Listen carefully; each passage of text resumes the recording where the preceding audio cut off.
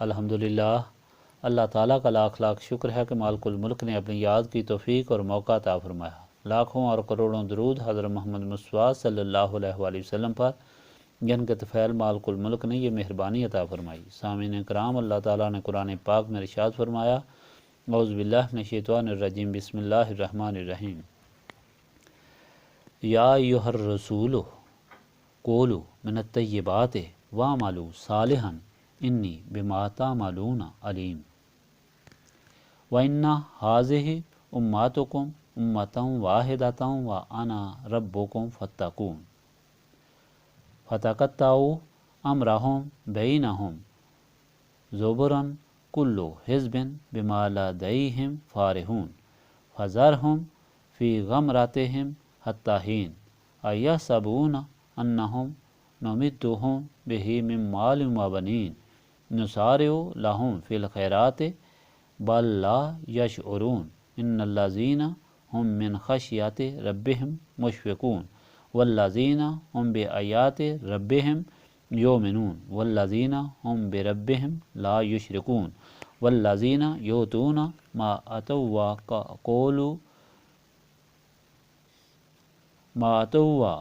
قلوبهم واجلۃ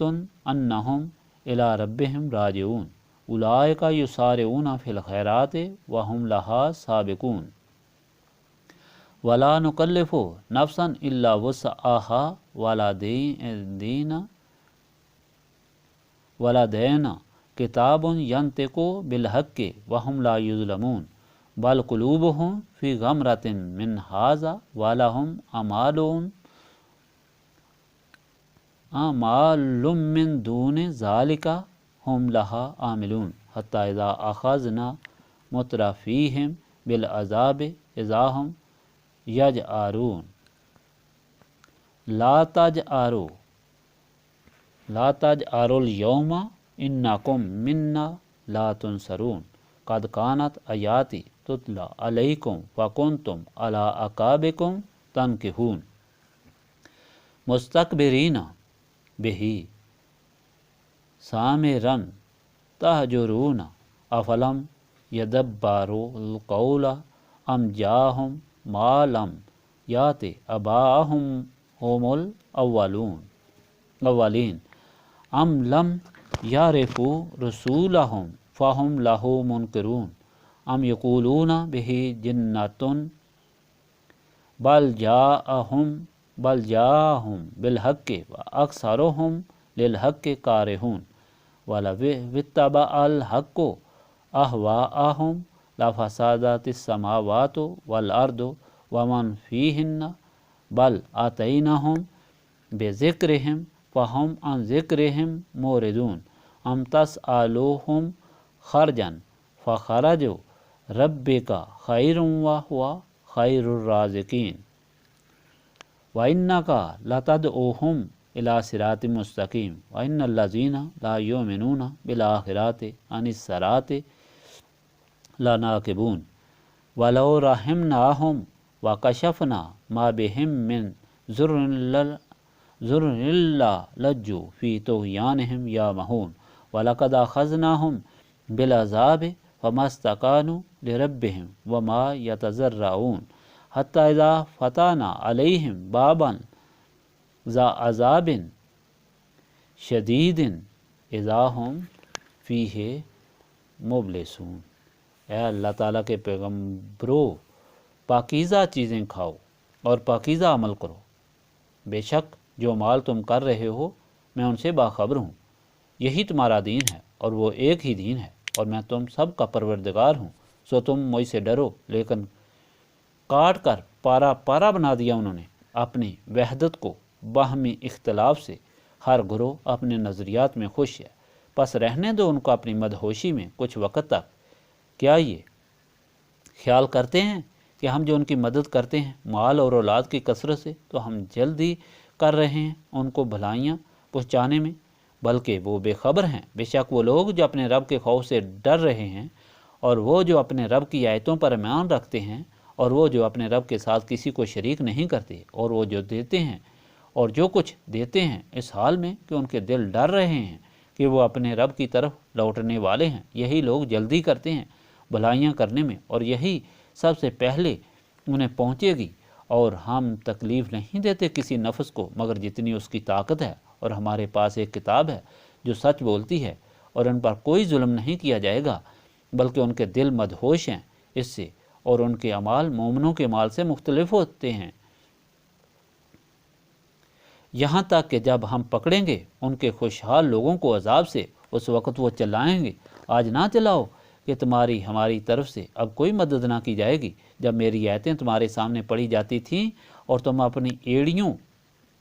کے بل لوٹ جایا کرتے تھے، غرور اور تکبر کرتے ہوئے تم داستان سرائی کرتے تھے اور قرآن کی شان میں گستاخی کرتے تھے، کیا انہوں نے تدبیر کیا؟ کیا انہوں نے تدبر کیا قرآن میں؟ یا آئی تھی ان کے پاس کوئی چیز جو اس سے پہلے نہ آئی تھی ان کے آباء و اجداد کے پاس؟ یا انہوں نے اپنے رسول کو نہ پہچانا تھا اس لیے وہ اس کے منکر بنے رہے؟ یا کہتے ہیں اسے آسیب کا مرض ہے، بلکہ وہ آئے ان کے پاس حق کے ساتھ، اور بہت سے لوگ ان میں حق کو ناپسند کرتے ہیں، اور اگر پیروی کرتا حق ان کی خواہشات کی تو درہم برہم ہو جاتے آسمان اور زمین اور جو کچھ ان میں ہے، بلکہ ہم لے آئے ان کے پاس ان کی نصیحت تو وہ اپنی نصیحت سے ہی روگردانی کرنے والے ہیں۔ کہ آپ صلی اللہ علیہ وآلہ وسلم ان سے کچھ معاوضہ طلب کرتے ہیں؟ تو آپ صلی اللہ علیہ وآلہ وسلم کے رب کی عطا بہتر ہے، اور وہ سب سے بہتر رزق دینے والا ہے، اور بے شک آپ صلی اللہ علیہ وآلہ وسلم تو بلاتے ہیں ان کو سیدھی راہ کی طرف۔ بلا شبہ وہ لوگ جو ایمان نہیں لاتے آخرت پر، وہ راہ راست سے منحرف ہونے والے ہیں، اور اگر ہم ان پر مہربانی بھی فرمائیں اور دور بھی کر دیں اس مصیبت کو جس میں مبتلا ہے، پھر بھی وہ بڑھتے جائیں گے اپنی سرکشی میں اندھے بنے ہوئے، اور ہم نے پکڑ لیا ان کو عذاب میں، پھر بھی وہ نہ جھکے اپنے رب کی طرف، اور نہ اب وہ گڑ گڑا کر توبہ کرتے ہیں، یہاں تک کہ جب ہم کھول دیں گے ان پر دروازہ سخت عذاب والا، اور وہ اس وقت بالکل مایوس ہو جائیں گے۔ پچھلے فرمانے مرتبہ کا فرمان آپ نے سنا کہ مشرکین مکہ کو جب حضور پاک صلی اللہ علیہ وآلہ وسلم ہدایت دیتے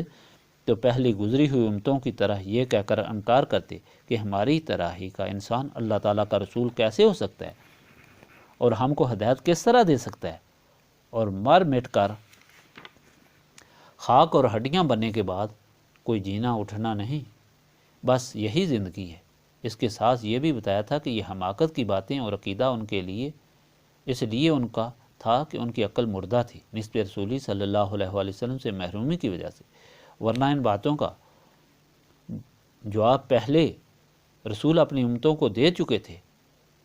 کہ بشر کی ہدایت کے لیے بشر ہی کو رسول بننا ضروری ہوتا ہے، کہ اللہ تعالیٰ کا رسول علمی اور عملی طور پر مخلوق کو اللہ تعالیٰ کی طرف متوجہ کرتا ہے، اللہ تعالیٰ کی کتاب پڑھا کر سمجھا کر اور خود اللہ تعالیٰ کے احکام پر عمل کر کے دکھاتا ہے۔ اگر فرشتہ رسول ہوتا تو یہی لوگ پھر کہتے کہ فرشتہ تو اس لیے پاک ہوتا ہے کہ وہ بشری ضروریات سے پاک ہے،